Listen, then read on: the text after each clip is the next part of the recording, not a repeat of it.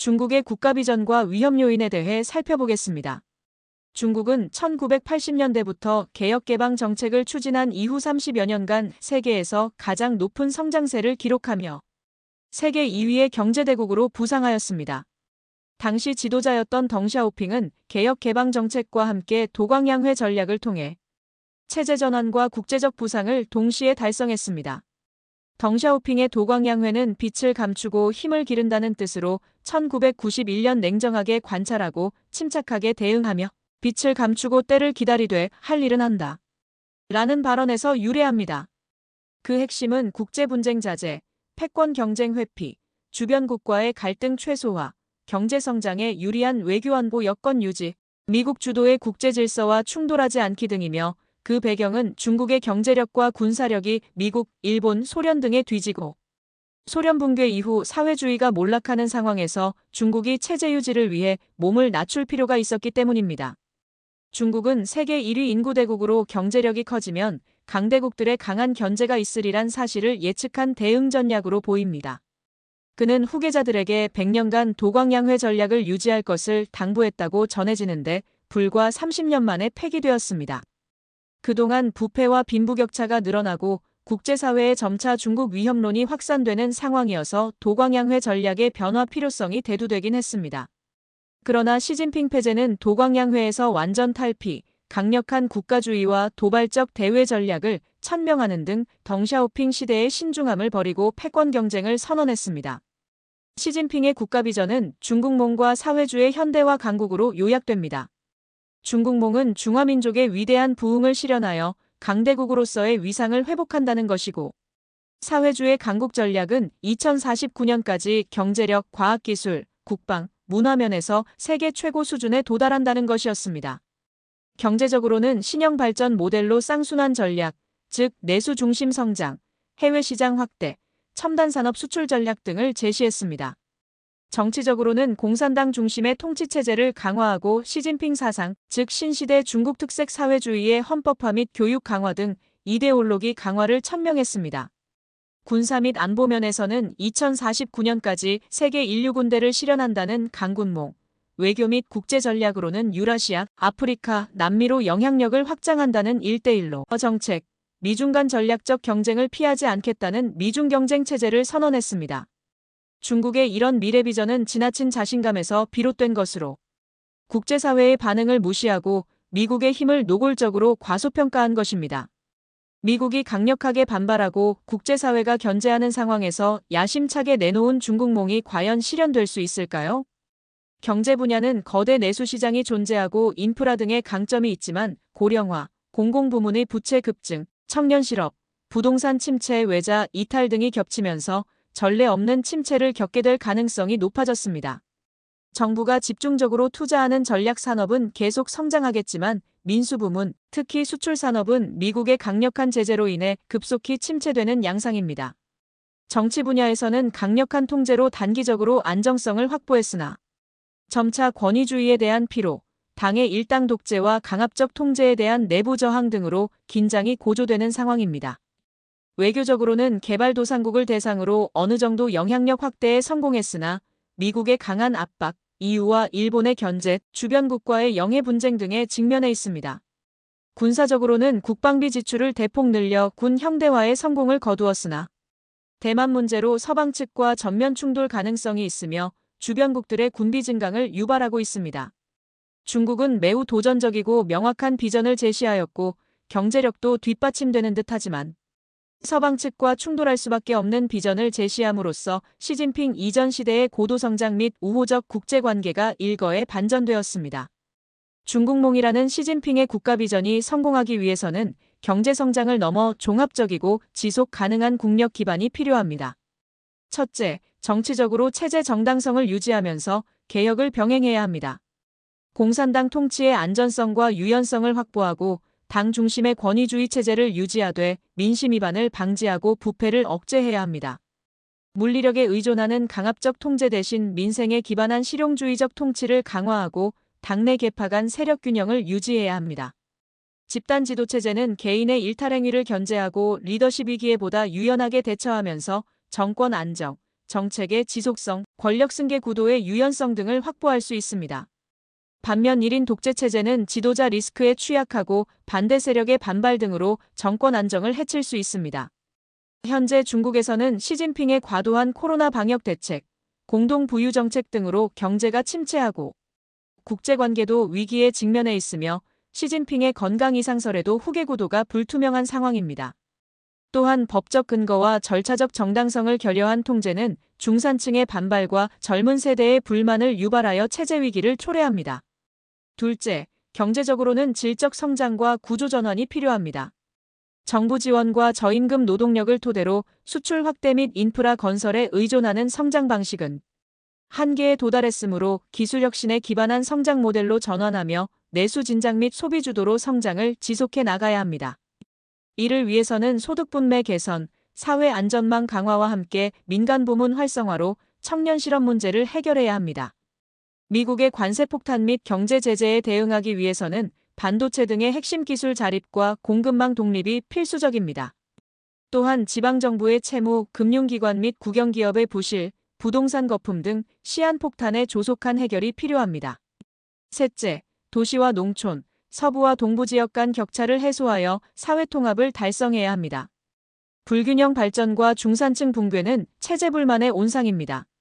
의료, 교육, 주거 문제의 해결을 통해 국민의 신뢰를 회복하고 사회 안전망 강화를 통해 체제의 버팀목이 될 수 있는 중산층을 확대하고 교육과 직업 간 미스매치 문제를 해결해야 합니다. 넷째, 외교와 국제관계에서 신뢰 구축 및 갈등 관리가 필요합니다. 국제사회는 중국의 패권주의에 대해 경계하고 있으며 1대1로 정책의 채무 함정 이미지가 확산되면서 강한 거부감을 보이고 있습니다. 중국은 외교 전략의 투명성, 경제성, 지속성 및 상호주의를 강화함으로써 국제적 신뢰를 회복해야 합니다. 주변국과의 관계도 정상화해야 합니다. 대만과 남중국해에 대한 침탈 의혹, 한국의 문화 탈취 시도, 일본과의 영토 문제 등을 해결하여 공존형 지역 질서를 구축해야 합니다. 또한 중국의 패권 도전이 지속되는 한 미국의 견제와 제재가 이어질 것이고 서방 국가들은 미국과 동조할 것입니다. 중국과 서방 측이 충돌하면 중국이 훨씬 큰 피해를 입을 것이므로 중국은 미국과의 갈등 속에서도 무력 충돌을 억제하고 서방과 경제 교류를 지속하는 전략을 제도화해야 합니다. 다섯째, 군사적으로 신중한 군사외교가 필요합니다. 기계화와 정보화, 지휘체계를 개혁하되 정치군대가 아닌 전문성 기반의 실전형 군대로 발전시켜야 합니다. 주변국에 대한 도발과 무력 시위는 중국몽에 대한 저항으로 이어질 것이므로 군사력 확대를 절제하는 모습을 보이면서 국방 현대화와 군사외교를 병행할 필요가 있습니다. 종합하면 중국몽은 단지 부강한 중국이 아니라 지속 가능한 강국, 신뢰받는 이웃, 공존 가능한 강국을 실현해야 가능한 비전입니다. 중국은 강력한 국가를 만드는 데는 성공했으나 신뢰받는 국가로 자리매김하는 데는 실패했습니다. 중국몽은 덩샤오핑의 도광양회 전략에 대한 도전이자 국제사회에 대한 도발이라는 인식이 확산되어 내부와 외부로부터 저항에 직면하고 다양한 요인들에 의해 위협을 받고 있습니다. 첫 번째, 내부 요인으로 권력 독점과 정치 경직화가 발목을 잡고 있습니다. 시진핑 1인 독재 체제는 권력 집중으로 인한 정책 오류 가능성을 높였습니다. 여러 차례 정책 실패를 반복하면서 경제 침체를 몰고 왔지만 책임을 물을 방법이 없습니다. 시진핑의 중국몽을 위협하는 핵심 요인이 시진핑 1인 독재 체제라는 사실이 아이러니입니다. 둘째, 관료 부패와 정치 불신이 중국몽을 위협합니다. 지속적인 반부패 운동에도 불구하고 부패가 당, 정부, 국영기업 전 부문에 광범위하게 퍼져 있고 그 규모가 엄청납니다. 반부패 운동을 주도하는 시진핑과 그 추종 세력조차도 부패로부터 자유롭지 않아 최근 시좌진 세력이 권력 투쟁에 패해 낙마했지만 명분은 부패로 인한 숙청이었습니다. 부패 문제가 불거질수록 인민들의 정부 신뢰가 악화되고 내부 붕괴 가능성까지 거론됩니다. 셋째, 경제 구조가 취약해서 성장 성과가 무너지고 있습니다. 지방정부의 채무, 국영기업 부실, 부동산 위기, 정부의 산업지원용 보조금 횡령 등이 민간 부문의 성장을 방해하고 제조업 경쟁력 둔화, 청년 실업, 혁신 역량 저하 등을 초래함으로써 중진국 함정에 빠질 수 있다는 우려가 확산되고 있습니다. 넷째, 사회 통제로 인한 민심 위반이 중국몽 실현을 위협합니다. 디지털 감시와 언론 통제로 표현의 자유가 억압되면서 사회적 불만이 증가하고 있습니다. 위구르, 티베트, 홍콩 등 소수민족 억압에 따른 내부 불만이 확산되고 있습니다. 이런 불만 세력들이 정부의 강압에 저항하며 중국몽에 대해 냉소적 반응을 보입니다. 다섯째, 인구구조 변화 역시 중국몽 실현을 어렵게 만드는 구조적 요인입니다. 출산율이 떨어지고 고령화가 가속화되면서 생산 가능 인구가 급속히 감소할 것입니다. 이는 장기적으로 경제 성장과 국가 활력에 심각한 제약 요인으로 작용하고 경제 강국이 되고자 하는 중국몽을 좌절시킬 수 있습니다. 이런 내부 요인들만으로도 중국몽 실현이 어려운데 외부 요인들은 더욱 심각합니다. 첫째, 미국이 중심이 된 대중경제동맹이 막강한 위력을 발휘하고 있습니다. 미국은 인도태평양 전략, 쿼드, 오커스 등으로 중국을 포위하면서 중국몽의 대외 전략을 무력화시키려 합니다. 더 위협적인 것은 반도체, AI, 5G 등 첨단 기술 분야의 중국에 대한 공급망 차단입니다. 트럼프 행정부의 고율 관세 및 기술 차단 조치들로 인해 중국은 2025년 현재 주요 공업도시에서 폐업 증가, 실업자 증가와 소비 위축 등 극도의 침체 현상을 보이고 있으며 정부 통계와는 달리 성장률이 마이너스로 떨어질 수도 있는 상황입니다. 둘째, 글로벌 여론과 가치 갈등이 중국몽을 위협합니다. 인권 문제와 주변국에 대한 정치 개입으로 자유민주주의 진영과 충돌이 늘어나고 위구르 문제, 홍콩 탄압 등으로 중국에 대한 반감이 확산되고 있습니다. 각국 정부와 민간, 사회단체들이 함께 중국을 비판하며 중국 상품 불매, 중국과의 교류와 협력 중단 등을 요구하는 경우 중국몽은 큰 위기를 맞을 것입니다. 셋째, 주변국과의 갈등이 중국몽을 위태롭게 합니다. 대만에 대한 무력 충돌 위협이 주변국의 개입을 초래하고 남중국해 영유권 분쟁은 동남아 국가들의 대중 반감을 고양시켜 군사적 충돌로 이어질 수 있습니다. 일본, 인도와의 군사외교적 긴장 역시 중국몽의 대외 전략을 위태롭게 합니다. 넷째, 글로벌 공급망의 탈중국화가 중국의 경제강국 전략을 위협합니다. 코로나19 이후 중국에 대한 의존을 줄이려는 움직임이 확산되어 미국, 유럽, 일본, 한국 등이 차이나 리스크를 회피하기 위한 움직임을 본격화했습니다. 그동안 중국을 생산기지로 삼았던 많은 해외 기업들이 중국을 떠나 동남아, 인도, 중남미 심지어 미국으로 이전하는 상황입니다. 그 결과 중국에서는 실업자가 늘어나고 연관 기업과 업체들의 연쇄도산이 발생하고 있습니다. 중국몽은 고사하고 현상 유지를 걱정해야 할 상황입니다. 다섯째, 국제 경제 질서와의 충돌이 중국몽을 위협합니다. 중국이 달러 중심 금융 질서와 충돌하면서 위안화를 국제결제 통화로 부각시키려는 꿈이 좌절되는 상황입니다. 세계무역기구와 주요국들의 중국에 대한 불신, 무역 갈등이 반복되면서 중국의 대외 교류도 어려워질 전망입니다. 이처럼 중국몽을 위협하는 대내외 요인들이 산재해 있는데 내부 요인들은 시진핑과 그 추종 세력, 그들이 채택한 정책 등에서 비롯되고 외부 요인들은 미국과 국제사회의 견제와 제재에서 비롯되었습니다. 아마도 중국몽 자체는 내세울 만한 비전일지 모르나 내부 사정이 제대로 갖춰지지 않은 상황에서 미국을 비롯한 서방 세계에 도발하는 전략과 정책들을 내세웠기 때문에 출발부터 이미 좌절이 예정된 운명이었다고 판단됩니다. 중국몽의 실현을 방해하는 핵심 세력이 누구인지는 분명합니다. 첫째, 권력의 핵심 그룹이 스스로 중국몽을 위협하고 있습니다. 시진핑 본인이 2012년 집권 이래 권력 집중과 장기 집권 체제 구축을 주도했습니다. 권위주의 강화를 통한 정치 안정 시도는 일시적으로 성공을 거두었으나 구조개혁 회피 및 정책의 유연성 부족을 초래했습니다. 무엇보다도 국내외로부터 반발을 불러일으키는 방식으로 중국몽을 실현하려 했습니다. 공산당 고위 간부 자제들로 구성된 태자당은 정책 결정권과 경제적 자원을 독점하고 권력 유지에 집중하면서 개혁보다 체제 보전에 치중하고 있습니다. 시진핑 측근인 시좌진 세력, 즉 저장성, 푸젠성 등에서 시진핑과 함께 일했던 기술 관료와 지방 간부들은 국가보다 시진핑에 대한 충성을 우선시하며 견제 기능이 약한 일방적 권력 구조 형성에 기여했습니다. 이들은 2018년 장기 집권을 위한 헌법 개정을 주도하여 시진핑의 사실상 종신 집권을 가능케 하는 체제를 구축했으며 중앙검열기구를 확대하여 반부패 명분으로 정치적 반대 세력을 숙청했습니다. 보시라이와 순정차이를 그렇게 숙청하고 최근에는 국무원 총리를 지낸 리커창을 독살하는 만행을 저질렀습니다. 둘째, 당, 정부 국유기업 카르텔이 중국몽을 위태롭게 만들었습니다. 관료 집단은 정책 결정 과정에서 단기 성과 중심의 부실 투자를 반복함으로써 국영기업 부실 및 지방정부 채무 누적에 책임이 있습니다. 국유기업 간부들은 에너지, 철강, 금융, 인프라 부문을 장악하여 정경유착으로 비효율적 과잉 중복 투자를 거듭했고 민간 기업의 성장을 억제했으며 구조조정을 회피하면서 특권 유지에 집착하는 행태를 보였습니다. 지방정부 간부 및 재정의존 세력들은 토지개발과 부동산에 의존하는 성장 모델에 집착하며 국유지 매각, 부동산 개발, 채무 확대, 성장 왜곡이라는 악순환을 고착시켰습니다. 중앙의 구조개혁 지침에 대해서도 저항하거나 형식적 이행에 그쳤습니다. 이들이 알리바바, 텐센트 등 민간 기업에 대한 규제 강화, 국유기업에 대한 우선 지원, 지방정부와 부동산 개발업자의 유착, 지방정부의 그림자 부채 확산 등을 주도했습니다. 셋째, 군부 및 공안기구 역시 중국몽에 역주행하는 행태를 보였습니다. 중앙군사위원회는 시진핑 체제 하에서 충성 강화와 정치 개입, 남중국해에 대한 팽창 정책의 주도 세력이자 지역 긴장 조성의 주체였습니다.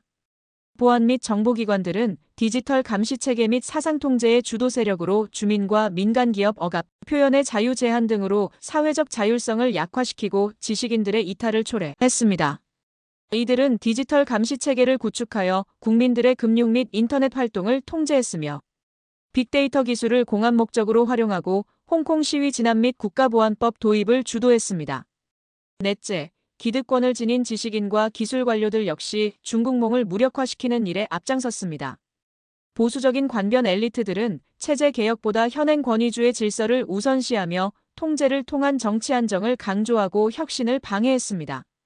산업정책 수립에 참여한 기술 관료들은 첨단 기술을 개발하고 핵심 산업을 육성해야 한다는 구호를 외치면서도 정치적으로 충성하는 인사들을 우선 선발하고 경직된 계획 경제 방식으로 기술 혁신을 추진함으로써 기술 경쟁에서 패배했습니다. 이들은 기술 자립 명분으로 첨단 산업과 국책 연구기관 등의 전문성이 없는 낙하산 관료를 임명하고 민간 빅테크 기업들을 탄압했으며 반도체 굴기 정책 등을 통해 엄청난 예산을 낭비했습니다. 다섯째, 경직된 이데올로기 집단이 정책 실패를 유발함으로써 중국몽을 위태롭게 했습니다. 신마오주의자들은 공동부유, 국유 강화, 반민영화 정책을 선동하거나 시장과 자본에 대한 불신을 조장함으로써 민간 부문의 활력을 저해하였습니다. 좌파 민족주의자들은 늑대전사 외교 등 대외 강경 노선을 주도하면서 외교적 고립 상황을 자초하는 데 결정적 역할을 했습니다. 이념에 경도된 학자와 언론계 인사들은 체제의 정당성 홍보에 앞장서고 비판적 지식인 축출 및 자기 검열을 유도하는 등 정책 다양성과 창의성 약화에 책임이 있습니다. 이들은 공동부유의 명분 하에 텐센트, 메이턴 등 민간 기업의 기부를 강요하고 늑대전사 외교를 구상하여 서방 국가들과 갈등을 유발했으며 중화민족 부흥이라는 내셔널리즘을 선동하며 대만 통일 담론을 주도했습니다. 중국은 2020년대 중반에 접어들며 내적, 외적으로 심각한 위기에 직면해 있습니다. 성장률 둔화, 청년 실업, 과잉 부채, 미중 경쟁 격화, 사회 통제 강화 등 위기가 중첩되고 있으며 그 근저에는 체제 내부의 구조적 문제와 특정 권력 집단의 행태가 자리 잡고 있습니다. 중국의 미래를 어둡게 하는 요인들을 바로잡아 발전을 지속하기 위한 방안은 무엇일까요? 무엇보다도 당 총서기와 국가주석 연임 제한을 복원하고 당정 분리를 강화하며 중앙정부와 지방정부의 권한을 재조정하는 정치개혁이 시급합니다. 경제 분야에서는 국유기업의 구조조정과 경쟁체제 도입, 지방정부의 채무 공개, 민간 기업에 대한 규제 완화 등의 조치가 필요합니다. 사회 분야에서는 감시체계 규제, 표현의 자유 보장, 시민단체 보호 등을 위한 법을 제정하고 도농 간 교육 격차를 해소해야 합니다. 산업과 기술 분야에서는 기술 관료를 전문성과 실적에 기준하여 선발하는 제도를 도입하고 정부와 민간 기업이 협력하여 산업 정책을 수립하고 정부 예산이 투입된 기술 개발에 대한 성과평가제를 도입해야 합니다. 외교 분야에서는 실용주의 외교 전략을 복원하고 주변국과 다자 협력을 강화하며 대만 문제에 대한 유연한 접근이 필요합니다. 1대1로 정책은 상호 이익의 바탕에서 재검토하고 강압적인 늑대전사 외교는 당연히 포기해야 합니다. 이런 개혁 방안들은 시진핑 1인 독재 체제의 포기, 시진핑 정부의 정책 실패 인정 및 리더십 변화를 전제로 합니다. 또한 당과 중앙정부, 국영기업의 기득권 및 주도권 포기를 요구하기 때문에 상당한 시간과 진통이 수반될 것입니다. 이상 중국의 국가 비전과 위험 요인, 개혁 방안들을 살펴보았습니다. 시청해주셔서 감사합니다.